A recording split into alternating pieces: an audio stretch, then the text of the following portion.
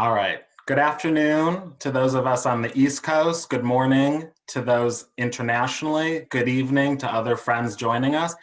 Welcome and thank you so much for joining our session. We're so grateful today to speak to you all about how Nestlé and the Nestlé Pride Alliance took COVID and intersectionality head on and how we've adapted to an ever-changing landscape, as well as tell you a little bit about who we are.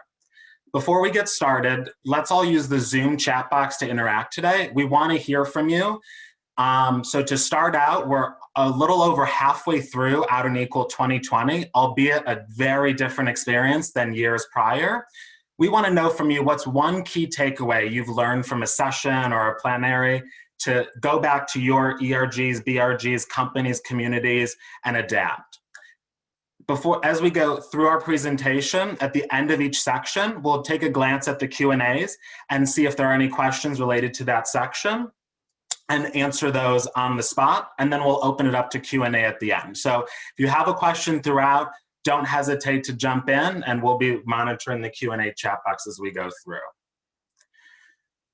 So today we're going to talk about who we are as the Nestlé Pride Alliance, what we've been up to, how we do what we're doing, and how we do everything related to our mission and values. Ultimately, how have we shifted to promote intersectionality in this ever-changing landscape? And then we'll wrap up with what did 2020 teach us, as it's been a very tumultuous year, but nonetheless an intriguing one. So I'm going to turn it over to Harrison to talk a little bit about the Pride Alliance itself at Nestlé. Hey everybody, how's it going? My name's Harrison. My pronouns are he, him, his. I sit in Arlington, Virginia, where Nestlé is headquartered, along with one of my other friends on this call. Day to day, I heard last year at Out and Equal, someone used the term day jobs and gay jobs. So my day job is a public affairs analyst. In that capacity, I work with our lobbying team on communicating on policy internally and externally, and identifying key policy we want to support in states where we have footprint or nationally, including around D&I and workforce equity building. Next slide, please, Nolan. One of the things in the chat that I'm immediately drawn to, and we'll get to it, I know, but that community is going to get us through, or connections are going to get us through these times. And I just want to upfront say that is a huge theme of what we're going to talk about today. So let me preface it with this. This is the mission of the Nestlé Pride Alliance that we've identified. We're a very new ERG. Nestlé is very old, 150 years old, I believe. And we are 2 years old for an ERG. So we've done a lot in a little bit amount of time and figured out how to harness these 150-year-old systems and teams to our advantage, right? Our overall goal is championing, celebrating, and supporting our LGBTQ colleagues to live their most authentic lives at work and in our communities, and empower collaboration and greater business contributions by creating an inclusive environment for all, right? So we've kind of framed our mission in these three boxes. So winning with LGBTQ consumers is on top because first and foremost, our business is driven to deliver against consumers' expectations. And that is what we call our true north. Our second mission is to champion D&I at Nestlé, and that's kind of across the board, fully recognizing where we are as an LGBTQ community. And in Arlington, we sit in a different spot, and we'll go through that. But we're further along in the progressive process as other minority groups, so we want to use that to our advantage. And then the third element is driving community involvement. So thinking about the communities where we have a presence, because we have a very significant footprint, and using that presence to our advantage. On the right, you'll see our ways of winning is what we call them at Nestlé. You could think of them as ways of working as well.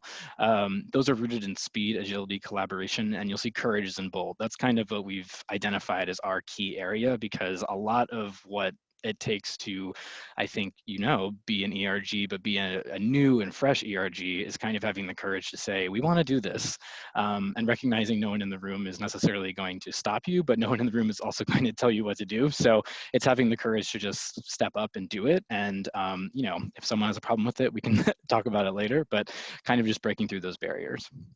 Next slide, please, Nolan. This is who's represented on the call, and this looks at our corporate sort of footprint writ large. So Seattle, Washington is where our coffee partners business sits. They're represented on this call by a wonderful, wonderful team member. Cleveland is where our foods division sits. That's Nolan, you can see him shaking probably. That's where he sits and helps lead. And then Arlington is our corporate functions, as well as some of our other brands just across the river from DC. That's the Roslyn skyline where I'm sitting. It's crazy being in the office, but that's where I am. This year for us and for everyone on the call, so I won't pretend that we're unique in this, was an unusual Pride. It's a super unusual Pride and place to find yourself as a new ERG, as many of you might know. So last year, for context, we were just kind of making a splash with Pride celebrations in those 3 major cities, and we were still finding each other, the people on this call today. We were still kind of identifying who our equals were in Cleveland or Seattle or Arlington. And so starting to come together to have a bigger splash. We had a huge success with that. We had our executive leaders come out at the different campuses. People were posting on LinkedIn what a great time. They were bringing their kids, and everyone walked away from that experience saying, what can we do next year? Like, how can it be bigger? Well, we had lots of plans to make it bigger, and in some ways it was bigger, but in different ways. And COVID really threw an early wrench in our plans. DC Pride was canceled a couple of months out, which kind of gave us time to reevaluate and think about how we can still have a splash as a relatively new ERG. Amidst social distancing, which has been going on for so long now. So our response was really to have sort of a cross-campus Pride that was more focused in education and bringing in speakers and more allies into the conversation, right? Because we have a unique opportunity where everyone was sitting at home to say, okay, here's an excuse to sit at home and talk to your coworkers, but it doesn't have to be about work or a meeting you don't want to be in. Let's talk about Pride and let's do different activities that are around Pride, like trivia, and we'll go through some of those a little later. What we came to find out from the COVID situation was that whereas 2 years ago now, we were doing one-off Pride programming, as campuses, we kind of came together and said, look, we have, these 50 really engaged members that we can identify of Pride, and, you have 100, like, how can we come together, have those people invite 2 extra people, and then have, an event with 500 people on a call, more or less. So we kind of developed this national strategy. It unified our campuses, and it has allowed us still in the wake of that to make bigger splashes.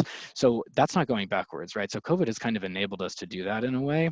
And it's broadened our reach, right, to employee bases. And that's kind of the key item here.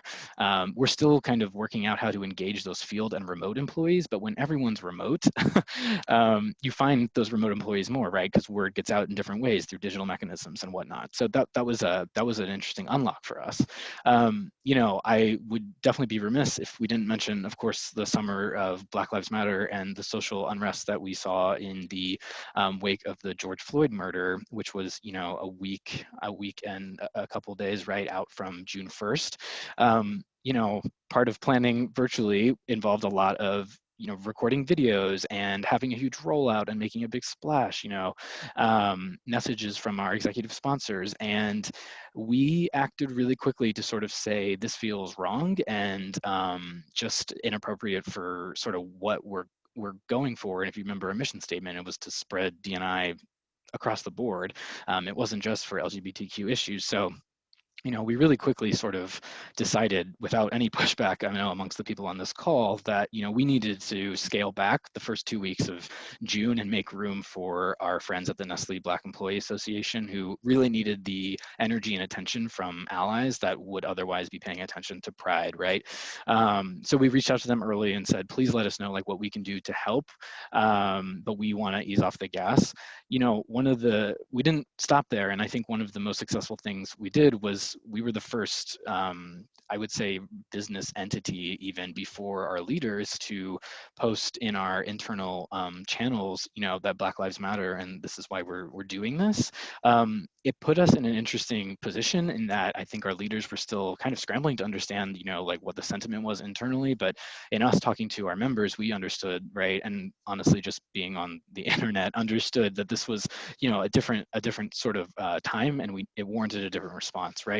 So that earned us a credibility that I think if we hadn't done, it would have just kind of been hollow, and that's carried waves. So right off the bat, we like I said, we reached out to our Black Employee Association, but then we also said, we would love to bring our resources to the table, sort of like the campuses did with COVID, and have a town hall on allyship and talking about what's entailed of being an ally, and to have a discussion about intersectionality that had it not been for Black Lives Matter falling exactly when it did, the summer of unrest, then we might not have had that otherwise during the Pride month, because of where our general employee population is in that dialogue. So we were able to sort of speed up that goal exponentially, right? And so now our conversations are still rooted in this lens of intersectionality, talking about what we can also do and how we can transfer LGBTQ equality to sort of racial equality. So the last bullet I have on here is doing that really shifted our ERG from being a sort of an employee advocate and kind of looking down to being a leader for the business and almost putting pressure up.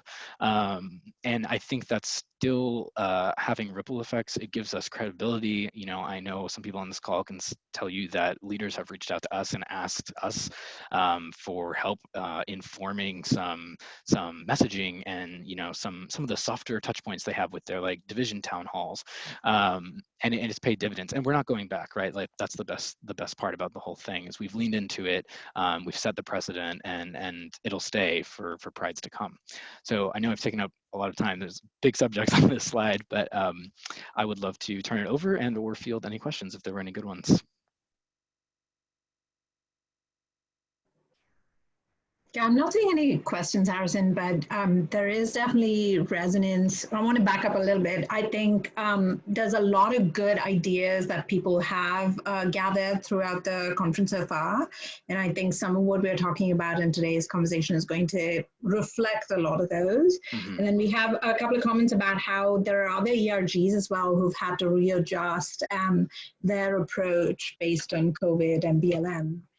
And how important D&I is for everyone. Yeah. Yeah, and just one point too, to kind of build on what Harrison was saying of the shifting the status of an ERG from an employee advocate to a business leader. David's going to talk a little bit about our programming in a moment, but we were fortunate to have a consumer panel with some consumer panel experts on the LGBTQ plus community a few weeks ago at Nestlé. And one of the things that really stuck out to me, and I think our ERG in general at Nestlé, was it was someone from Nike, and they said, you have to shift the paradigm that an ERG is a volunteer opportunity, but instead it's a business critical opportunity. The things that we do as a part of our ERG at Nestlé and all of you do at your respective ERGs and BRGs is not just a volunteer effort. It's shifting the way a corporate culture is structured and ultimately how comfortable people feel at work to live their true selves, which, as Harrison noted, is part of our mission statement, as I'm sure many of you share. So we'll go on to David to talk a little bit about programming. Great, thank you. Hi, everyone. My name is David Fox. My pronouns are he, him, and his, and I'm a senior HR business partner at Nestlé. I also co-lead, along with Harrison, who you just heard from, the Pride Alliance in our Arlington, Virginia headquarters. And so a little bit about me kind of professionally is, I'm really driven by working with leaders to really unlock kind of team potential, and also enjoy working, on different projects with a lot of ambiguity, especially around like mergers and acquisitions, with a special lens towards talent and change and organizational design. But today, I'm excited to talk about the programming that we've done this year. And, just really talking kind of about the broad umbrellas about the policies that we also impacted as well. So as you see on the screen here, we had 3 major programming themes. So again, all driven by the whole piece around engagement and intersectionality. And just as a reminder, we are in our second year here as an ERG, so very much and still in that building phase, and really in this evolution. And I'm just, very, very thrilled about how it's kind of all come together. But first, in terms of the key programming themes, was we really leaned in this year on learning from our community partners. So that's things like Out and Equal, HRC, Equality Virginia.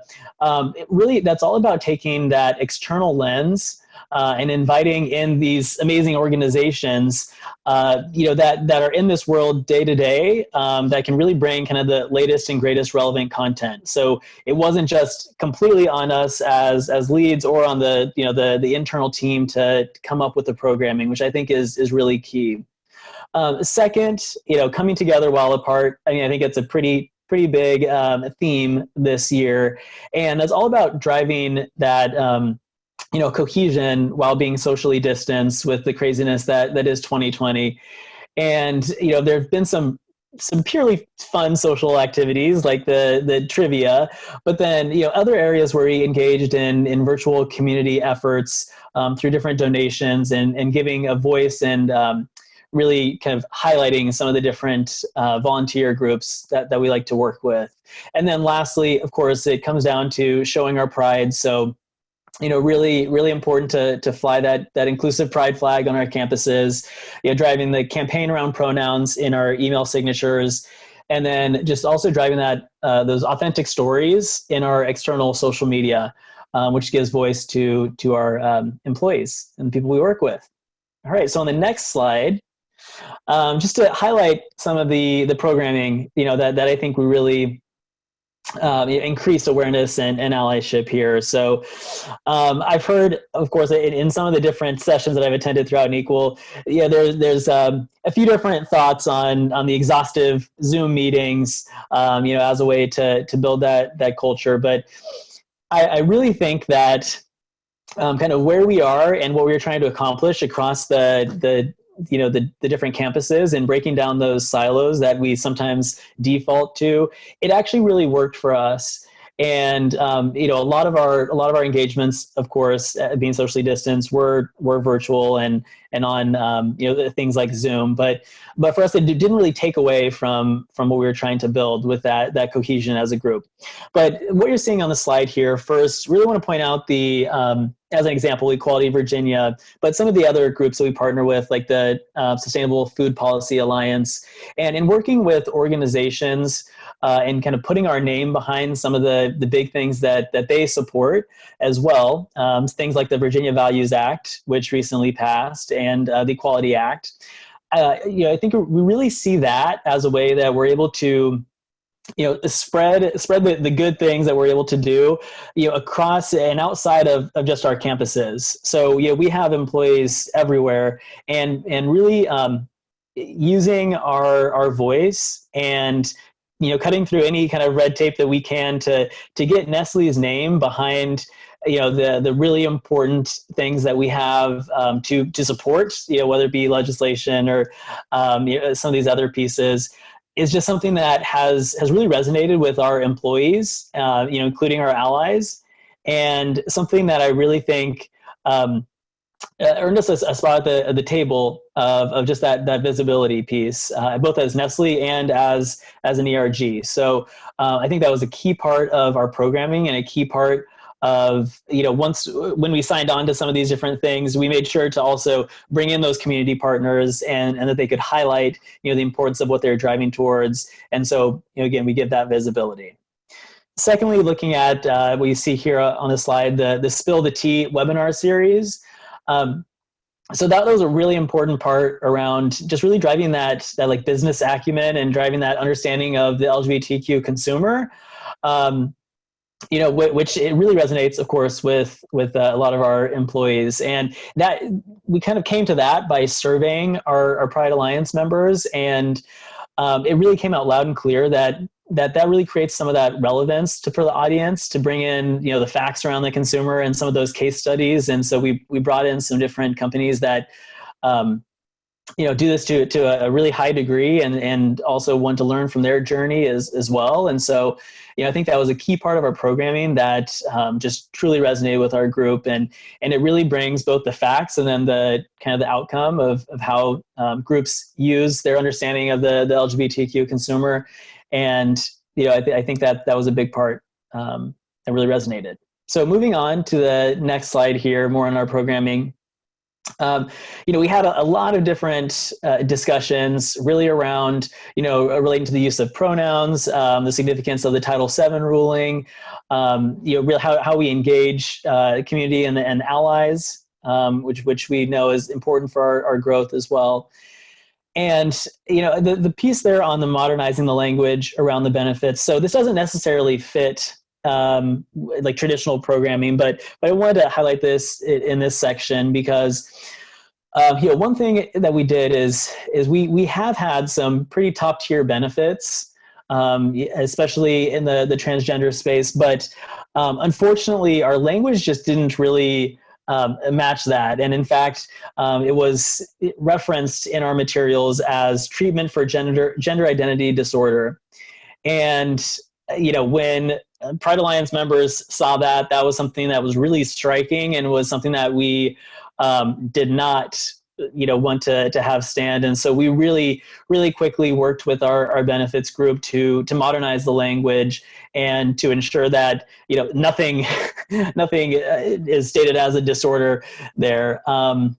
And then we made sure, of course, there's a work that goes into working with benefits to change that. But then if you do that work, but then don't actually tell the story, then, I think you really lose out on a key piece there. So you really got to tell your audience what you did with the information and what you did and how you brought that kind of to the forefront. So we made sure to highlight for our group, and then also sent that out in what you're seeing there, went out to all employees to make sure that there's that awareness. And so, I think if we also go to the next slide, the critical nature of engagement outside of June. So we really do not want to, or something I think that we all agreed on as the leadership team was, we have to drive these engagements and we have to drive the visibility and representation outside of June.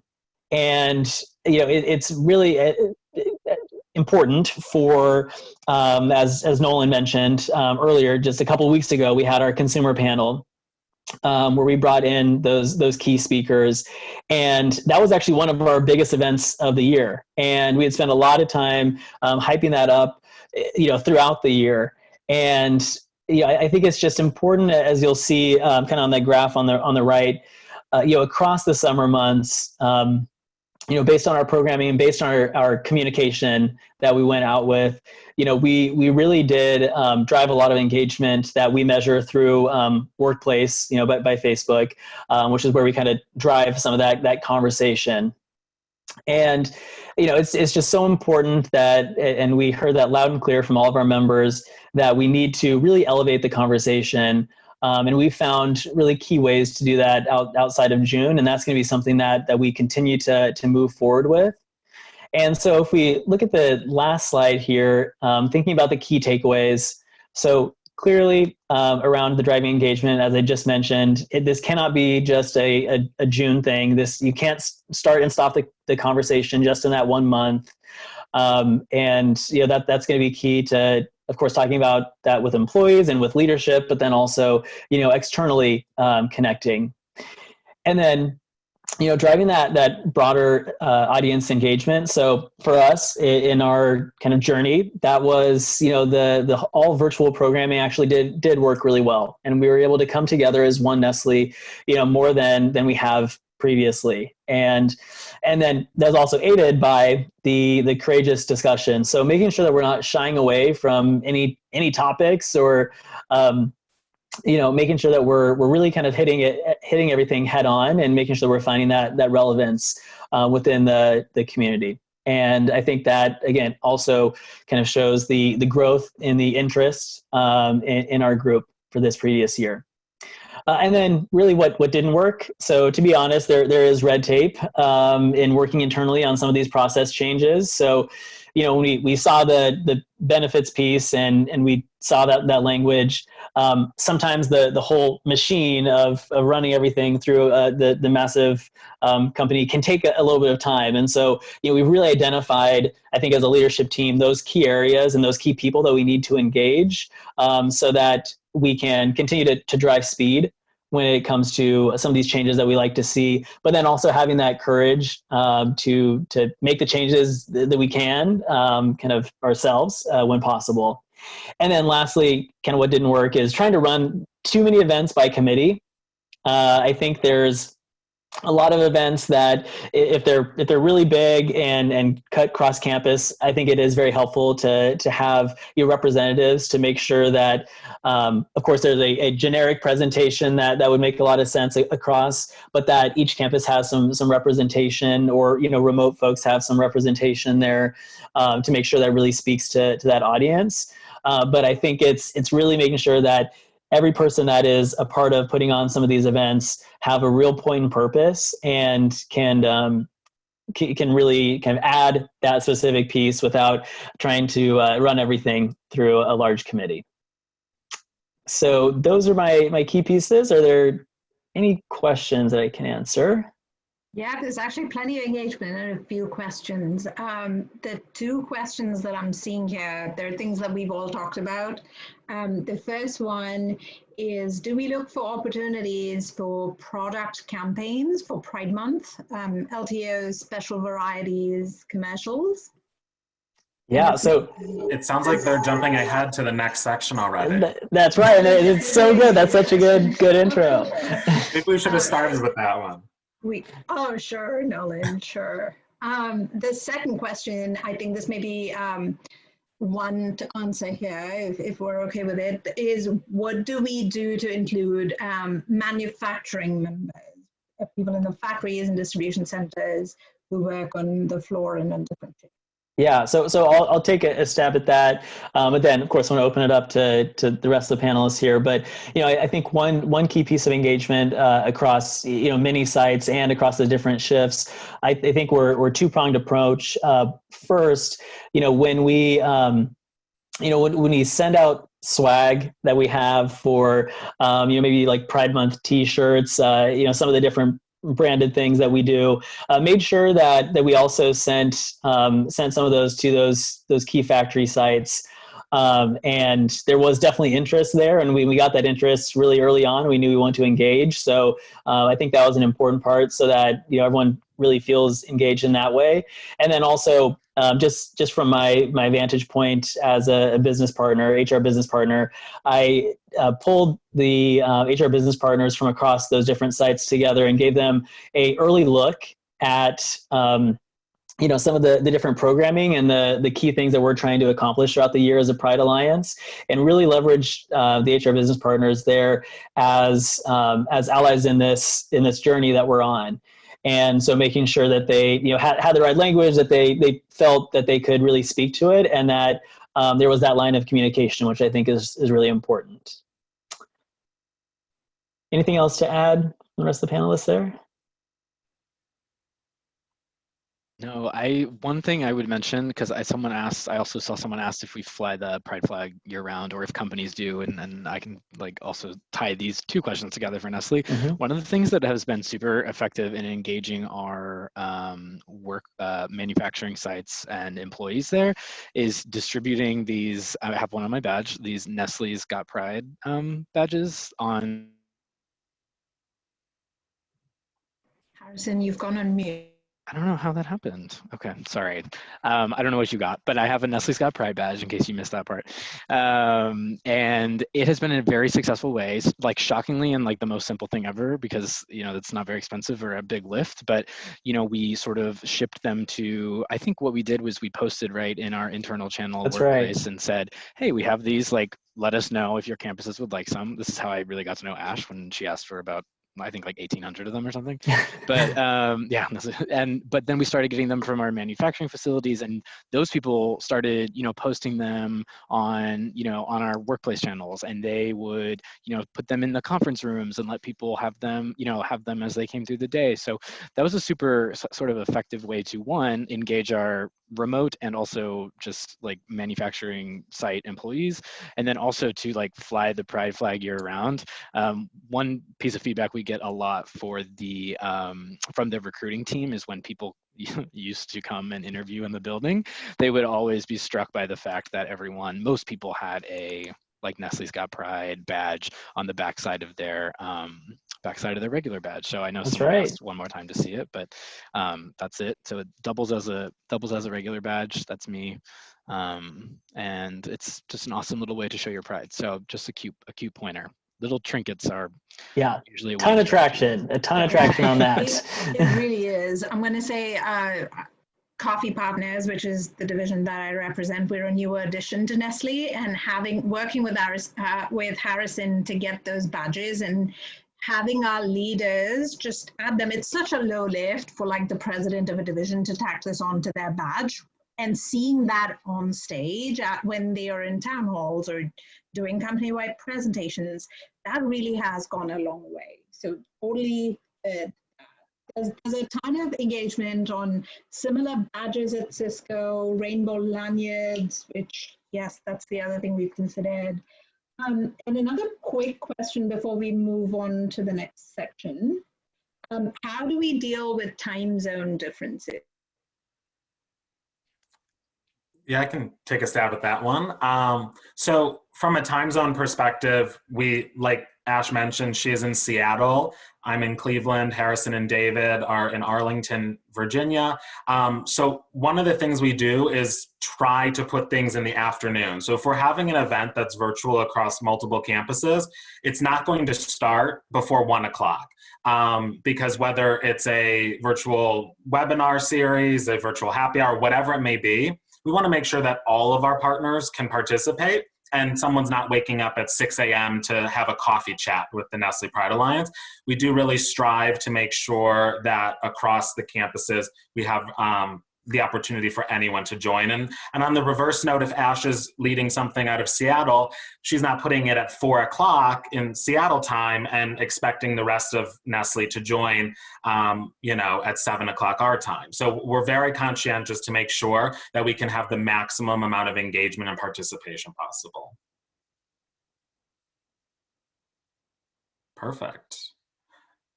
So we'll go ahead and jump to the next section, which is kind of looking at Pride 2020. So David did a great job talking about different programming and policies we have. Harrison talked a little bit about what we did and how we pivoted. So I want to kind of share how we brought that to life, and also talk about some of the product partnerships that seem to be in the chat. I am sharing my screen, so I have no idea what people are talking about in the chat. So, Ash is leading that for us. So if you're giving us compliments, we just appreciate it. But anyway, I'm Nolan Andersky. My pronouns are he, him, his. I'm proud to serve as one of the leaders of the Nestlé Pride Alliance here at Nestlé. That is my gay job that I am super passionate about. I know we're stealing that from SAP or someone else here at the conference.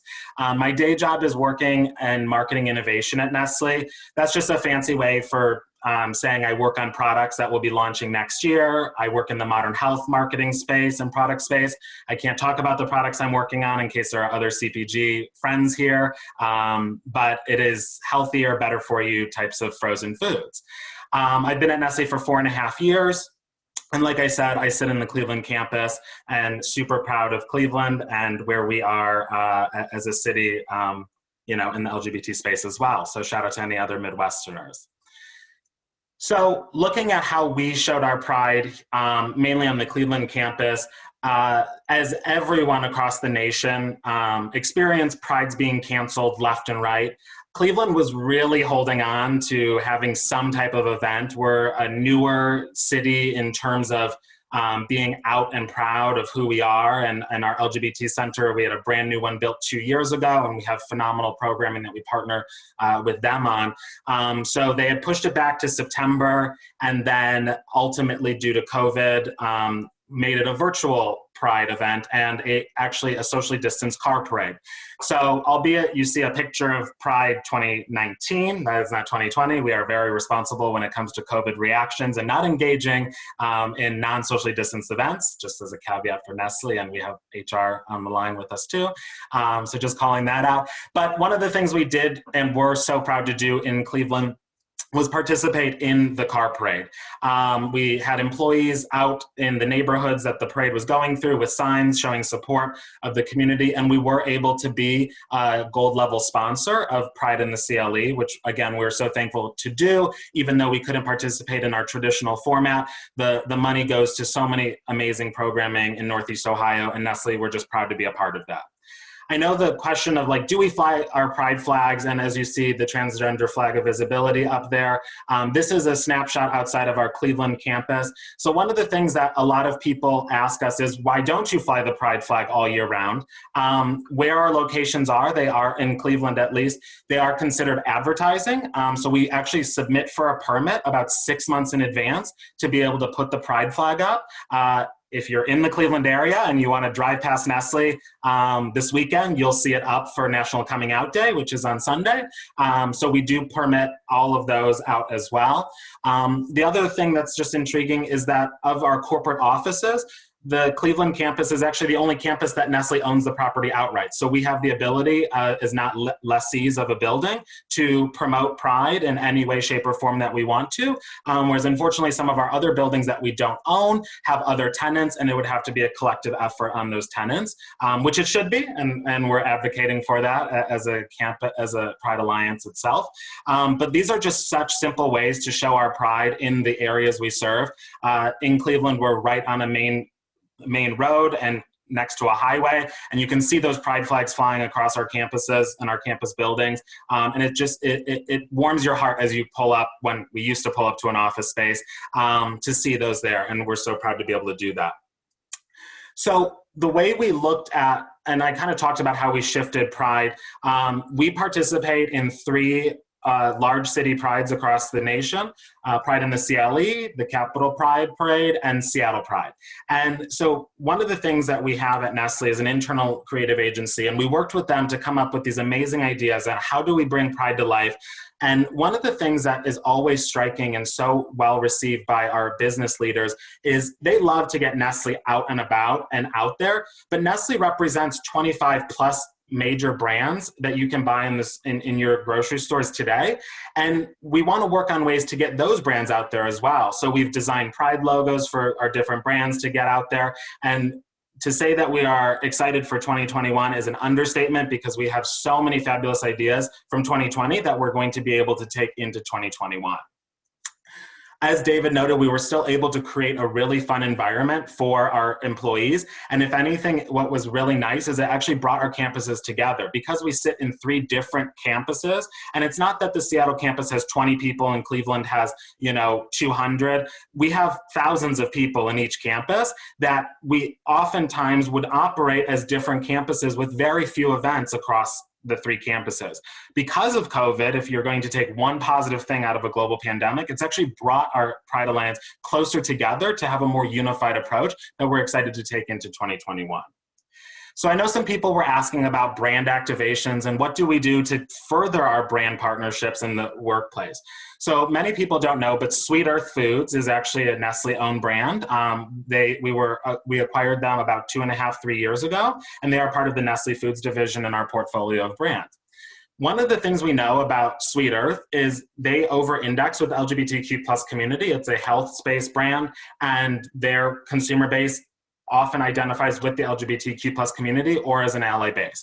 So they said to us, we participate in our Moss Landing Pride Parade. And if you're not familiar with where Moss Landing is, it is in the Bay Area. It's most notably known as the area where Big Little Lies from HBO was filmed. And our office is actually very close to a lot of those film scenes. So if you're ever in Moss Landing, stop by Sweet Earth. They'd love to have you. But that's one little space that they were activating. And they came to the Pride Alliance and said, what can we do to showcase our support outside of the bubble that is truly that Bay Area, and put out an opportunity space to show that we are partners? So one of the other things that I forgot to mention in my day job is I'm on a 6-month sprint team as an inclusive marketing consultant. So one of the things I'm working on doing with my partner, not life partner, just business partner, is around how do we create a space where not just for the LGBTQ plus community, but Latinx consumers, Black consumers, our Pan-Asian consumers, veterans, women-owned businesses, et cetera, how do we create an inclusive marketing space so that when you walk into a store and you pick up a Stouffer's, I'm already on the next slide, but you pick up a Stouffer's package and you know that this is a brand that stands for X, Y, or Z, and it is truly a brand with purpose, not just a brand that is a part of a large conglomerate of brands and a multi-billion-dollar company.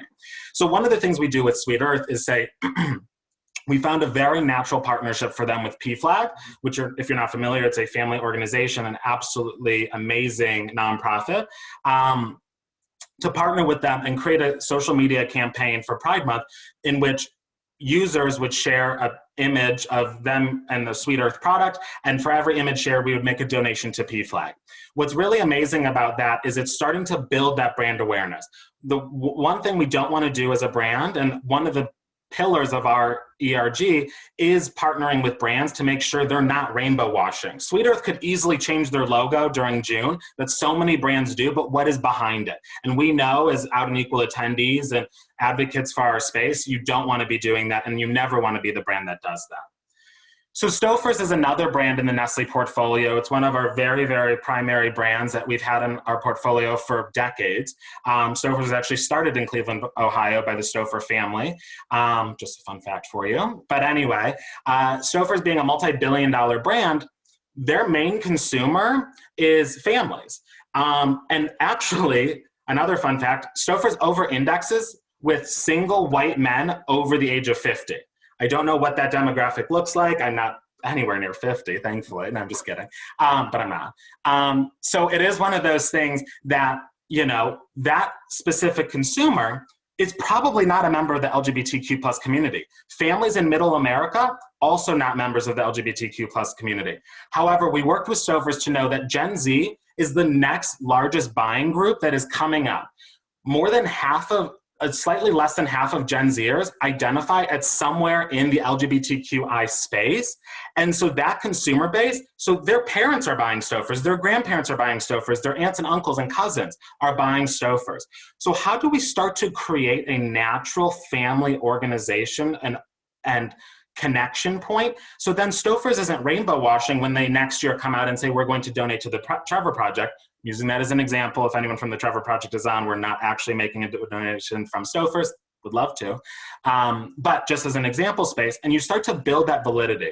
So one of the things that Stouffer's is doing, will be doing, is partnering with the LGBT Center in Cleveland that has a lot of family programming. And it's just starting small and providing dinners for families in need or dinners for events that they're hosting.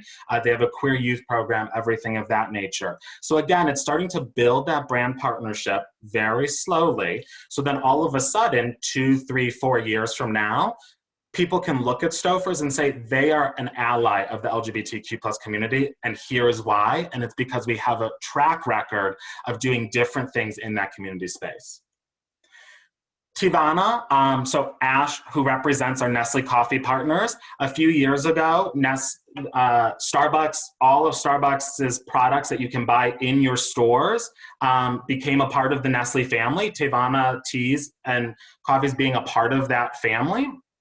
So one of the activation spaces, and if you're familiar with Starbucks, you know that they are out there and they are a huge supporter of the LGBTQ plus community. Nestle is striving to be that next big CPG company. We're coming for the Audis next year in 2021, so watch out, Procter & Gamble. Half joking, but you do inspire us every day.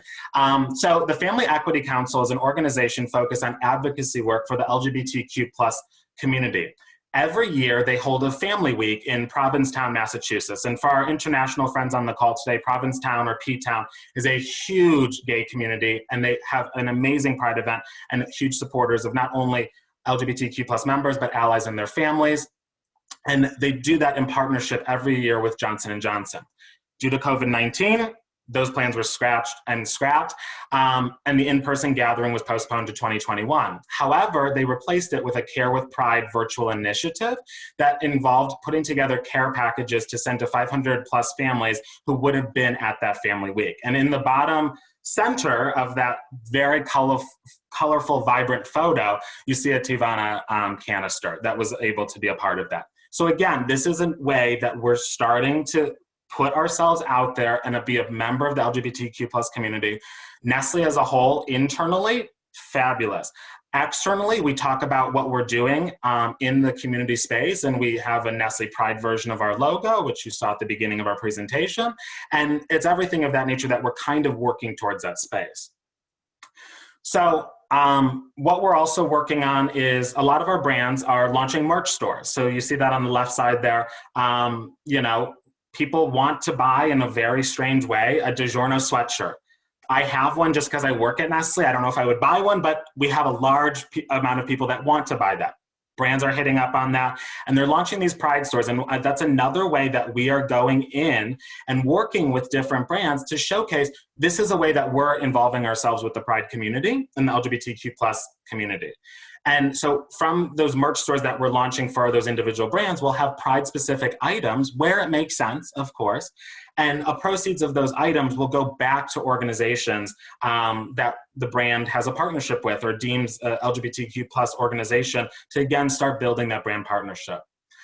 Finally, talking a little bit about the things we're doing inside of Nestle is we have 36,000 employees in the US across 34 states. And we represent just 3 offices, and there's tons of home offices and satellite offices. How do we reach them? And so we launched this internal merchandise store that employees can get merchandise to show their pride in their, well, today home office, or in their office someday when we're back in that space. So again, it's just, how do we get friends and family of Nestle to be promoting and showcasing their pride every day? So some of the key takeaways, I'll run through this because I know we're coming up on time and I want to have time for Ash's section as well as some great questions. So what worked? Inclusivity, already talked about that. The virtual environment actually did work for us. It brought us closer together, and it showed us how we were able to pivot in a true time of crisis. And like Harrison noted at the beginning of the presentation, we put our pride flags away for the first 2 weeks of, I mean, we still had them flying on the Solon campus, but we put them away figuratively for an event standpoint to be able to partner with the Nestle Black Employee Association and answer the call that was so much more profound in that moment, and still is today, obviously. What didn't work? Budget constraints. One of the first things to go for Nestle, and when we're going into a new quarter or a new budget period, is cutting D&I. That's one of the things we're trying to work on, is locking in that budget. So when we're sitting here in early October, we still have money to participate in certain things, because that is the one thing we are trying to do as an ERG, is make sure Pride is an all year thing. It is not just June. And ultimately, swag distribution was tough because no one was in the office. Harrison, you see, is in the office today for the first time in 7 months. So obviously there's probably a lot of swag sitting on people's desks, and that's just something that didn't work for us. So I want to open up to any quick questions we have before we move on to our 4th and final section. Yeah, there's definitely a few that have come through. One of the ones is to give an example of where an event in particular or a collaboration in particular worked across campuses. And Nolan, is it safe to say the panel, the consumer panel that we did across campuses? I think that's a great example, don't you? Absolutely. So our LGBTQ plus consumer panel that we had guests from Nike, Ahold Delhaize, as well as AB InBev and Nestle participants, was an absolutely amazing array of partnership across these campuses. It was a virtual event. We invested money and time to go to an external platform instead of just our teams, which we normally use, to make sure that everyone had a really strong experience. And it brought together all 3 campuses to one common goal. During Pride Month, we also had our Pride Call for All, in which we had interviews with some amazing drag queens. We had some overviews of what we're doing from a Pride perspective, marketing updates, and it was just a really great session where people came together. It was during a cocktail hour. I mean, you can drink at any time of the day, really, but you know, it was during a cocktail hour, and so it was just a really, really nice display of all of our campuses coming together for a common cause. Yeah, thanks for sharing that again, Nolan. The second, and I think, David, this might be something that either you or Harrison can speak to. Do we have any best practices for how we got the company to agree to include pronouns in signature? You want to take that, Harrison? Have they officially agreed? Actually, Nolan, did you work on this? I think didn't you say you were still getting official approval? I have just kind of done it, so maybe I'm the wrong person. No. I mean, but I think that's how we've done. We've also done a lot of things. I mean, again, it's like that courage piece, and it does, of course. I mean, I do think that we have a very supportive company, and it is like with our ways of working and that entrepreneurial spirit, and just having that, again, the courage part. really, I think, gave us that foundation to make the decisions that we need to make, whether it be, being very prideful on our external social media where previously we hadn't. But I think what was really key was that we knew we had to build that authenticity before we did any of those kinds of things. So that came with the, some of those donations, with the, in person when we could, volunteer activities. What were we really doing to tell the story that is not just, hey, look at us during Pride, but again, elevating those voices that need elevation. So yeah, I think that was just a key piece of just having to decide and do it. Yeah, I will second that. It's definitely been very grassroots. We're seeing some of that in the chat as well. It's definitely been something we did, just kicked off. We do have a strong executive sponsor, and I think that helps. We also have had anecdotally really great responses from our field sales teams who've seen these pronouns in the signature. So I'm going to segue into the next question and tie it into this one. One of the questions we got was, how do we get folks who are not sitting physically on any of these campuses pre-COVID, how do we get them to engage with our events? I can speak to that from a Nestlé Coffee Partners standpoint for sure. More than 50% of the Coffee Partners workforce is field-based. So like Nolan and Harrison and David mentioned, they're either in home offices or they're field sales folks, or they are in smaller satellite offices. And I think for us, being able to reach them through technology has really helped. Being able to have more of this grassroots swell of, hey, let's build in signatures, let's have virtual ways and touch points where people don't have to, it's not a heavy lift to include a signature, and if you get your wrist slapped, you get your wrist slapped, and then you go back and change it. So it feels like a low risk effort within the Nestlé environment to do that. I will also say within the Nestlé Coffee Partners Pride Alliance, we have an official field outreach role, and there's been a lot of enthusiasm for people who are based in the field who do want to engage with the board and with the BRG, with the ERG, and we definitely take advantage of that when it comes up. Awesome. Well, I think let's run to the next section. Yeah. So the next thing that we're going to talk about is intersectionality. My name is Ash Glover Ganapati-Raju, in case you're wondering how to pronounce that. I use the she, her pronouns. And I work in product marketing at Nestlé, specifically at Nestlé Coffee Partners. Like Nolan mentioned, we came over with, I was part of the crew that came over with that Starbucks CPG products moving over to Nestlé. We are, if the ERG itself is about 2 years old, we are by far the youngest portion of that ERG. So it's been phenomenal to be able to lean on leaders across campuses like Harrison, David, and Nolan to be able to brainstorm questions and essentially use each other as means of support, even pre-COVID. What I want to speak to, if you will move to the next slide, Nolan, what I want to speak to, like I said, is this whole reckoning with our own intersectionality that we've had to undergo as an ERG. I think Harrison set this up really well at the start, right? Like we knew that for us, being able to provide more visibility to our BIPOC members, being able to be truly intersectional in the way that we were approaching programming or events or policy changes, that's always been on the radar for us and a goal for us. Really what Black Lives Matter and COVID did was accelerate that process pretty significantly. I want to speak to two specific incidents. The first is coming into June 1st, we knew we couldn't go on with programming as it was. We knew that we would have to do something different and stand up as allies while supporting a community that we felt needed to be spotlighted. So we didn't feel like the right thing to do was to go on as if nothing had happened. And part of the power for us was leaning on that value of courage that we had. And it really, all it takes is just one person, in this case, Harrison and David, saying, hey, I think we have to say the words Black Lives Matter.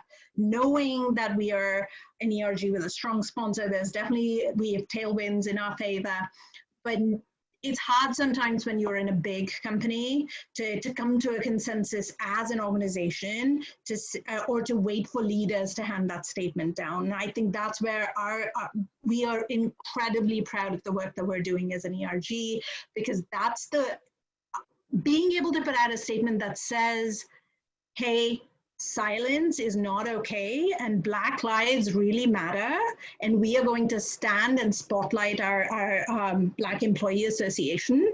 It really helped us show up as leaders and helped, I think, leadership get a pulse for what people and employees in the organization were looking for. The second that I want to spotlight is a movie discussion, and this one definitely hit home. My partners here on the call have heard this story a few times now. We did, Unequal put out a guide on Pride events, so we definitely stole this idea of a movie club from the guide that Unequal put out. And we chose Pariah, and we co-hosted a panel with the Black Employee Association and Nestlé Purina, which is its own operating unit. And as we were 2 days before we came up, we said, hey, everyone go watch this movie. And if you're interested in participating in a discussion, just hop on at so-and-so time. And we expected it to be really, really easygoing, right? It's a movie. And as an ERG, I think oftentimes we approach this as, hey, we are in this for a fight for equality. So inherently, there is something inclusive about what we are doing. But 2 days before the panel, someone from our Purina counterparts called us, and it was such an uncomfortable conversation, because one of the things that came up was someone viewing the movie felt like Pariah had a lot of negative Black stereotypes. I think what helped us and where we learned and we grew through our discomfort was to sit with that discomfort of having that dialogue and to be really authentic in the panel, to say, hey, this came up, and have open out that dialogue to the panelists and to us as ERG leads to say, hey, what does that really mean for us? And why is this inclusive versus not? Why is this important versus not as a narrative? And I think the other thing that continued to do, Nolan, if you want to move to the next slide, is it paved the way for some really authentic conversations where we were able to lean on our diversity and inclusion team to hold listening sessions and to do really quick partnerships with other ERGs. So we absolutely believe that partnerships across ERGs are really the only way to approach inclusion in a holistic way. It also led to us launching this book club on that actually Harrison led, where we read as a group. This was an opt-in activity. You read How to Be an Anti-Racist and came together for discussions. And once again, this goes back to just an act of individual courage. It takes just one person to say, I'm going to do this, come on board. And there are more voices than not that are willing to engage in the dialogue, which, given especially today, the polarized environment we move in, creating a space where we can engage respectfully in that dialogue, as an ERG creating that space, I think it's the best thing we've been able to do. In the last minute, I'm going to go with the last slide. Our vision is to continue a lot of this good work that we've been doing to create a higher level of visibility for our BIPOC and trans, queer, intersex plus members of the ERG, strengthening our allyship, both showing up as allies and recruiting people who may not be part of the community but are willing to speak up and take a stance. I think these are definitely future goals for us, and we've created a really strong foundation to be able to go off of them this year. Okay, with that, last three things we're going to leave you with. This is a summation of everything you've heard. Courage, it just takes one person. Virtual can really be inclusive. There is a lot of ways to make virtual program inclusive, recording things, relying on technology, being able to find time zones that work for everyone, especially for key programming. And then the last one, this one's a little bit tongue-in-cheek, we say have a plan C. Our first plan was to just do mirroring events across campuses, and that fell through with COVID. And once we had a plan for COVID, we had to go fix another plan for showing up in the context of the current cultural moment. We're at time, so what we're going to say is if you want to reach out to any of us, thank you so much for spending your afternoon with us today, but if you want to reach out to any of us, feel free to email us at npa@us.nestle.com. This is our Pride ERG mailbox, and one of us will make sure to get back to you. Thank you, everyone. Thank you so much for spending time with us. Thank you.